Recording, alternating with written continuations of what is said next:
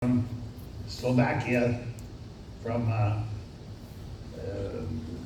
his parents sent him over when the Russians came into Czechoslovakia, and I went to school with Stan. We double dated. He had his uncle's half-ton pick-me-up. Of course, he got the front seat. I got 2 potato crates in the back of it. Not so bad. And we went to school together and played soccer together, played football together. Oh, he was a mean little sucker, I want to tell you. I was fullback and center linebacker, and he was halfback and safety. And Stan was the only one that had low-cut shoes. But they were both size 11s, and Stan was being both size 7. And I'd knock him down when they came through the line, and I could hear him going, clunk, clunk, clunk, clunk, clunk. I knew he was coming, and I'd get off quickly because he'd come in and just put the knees to the guy on the turf. And we played football together, played junior hockey together, and had just a great life together. That was from 1955, 56. Then I turned pro in 57, and he waited for a year or two. They won the Memorial Cup. But funny thing, Glenn Hall was our goaltender back then, and Glenn would wait for us after a game to come into the shower. And Glenn talked with a little lisp. And he'd say, "Oh, Stan and Bob, it's so nice to see you." He says, "I haven't seen you suckers since warm-ups." But pound for pound, like he's the greatest player that ever put up pair of skates. Fabulous. And we miss him so.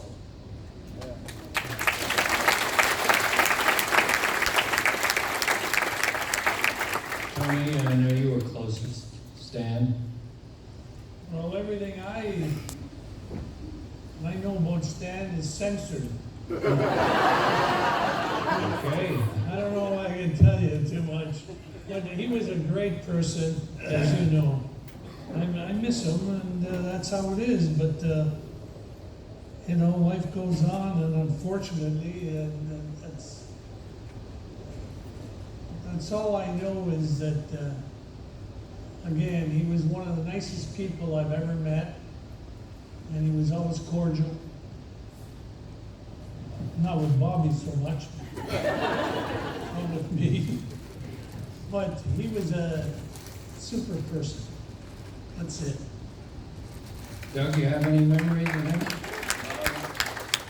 Yeah, just a little bit, him being around and just his presence, and obviously you idolize all these players before you, and just have them to come down and kind of cheer you on, and always great advice. So he was a great man. I loved all the Blackhawks, obviously growing up in Chicago, late 60s, early 70s, but I was a center until I went to Moose Jaw. So I wore number 21 from when I started at 9 years old till I went to Moose Jaw. I wore 21 in college. I wore 21 because of Stan Mikita, and I wore it in Montreal, but Guy Carbonneau was wearing it. They promised me the number, but obviously that didn't work out for me. But first experience was the Kemper Lakes tournament, the golf tournament. I'd never golfed. I hate golf.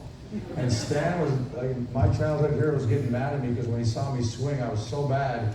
And he's trying to teach me. I said to him, I was like, I don't like golf. I hate golf. And we ended up driving back to Oak Brook together. And my old caddy that Bobby's been in before, the 62 caddy. But again, the hearing impaired schools, every chance I had to spend with Stan Mikita when I got traded back here, I did. And I'll cherish all the moments. The hockey schools, I think it was the Dennis Hall Hockey School in Willow Springs back then. You guys, that's the first time I was ever on the ice with these guys. It was amazing. So, loved them. Charlie's really an amazing. You when you were a kid, you were not thought of as much of a hockey player, were you? California, you were in California and you didn't.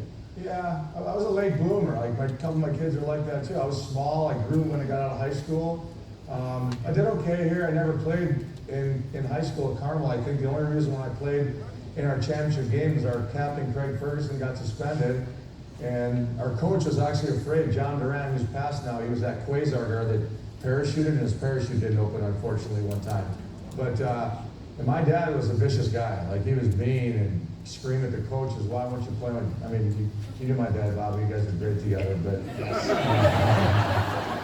I mean, I played against, I think it was Bart, or growing up when his son played for the Elmhurst Huskies, so we'd see Bobby. We couldn't even play the game because we're all staring at Bobby in the crowd.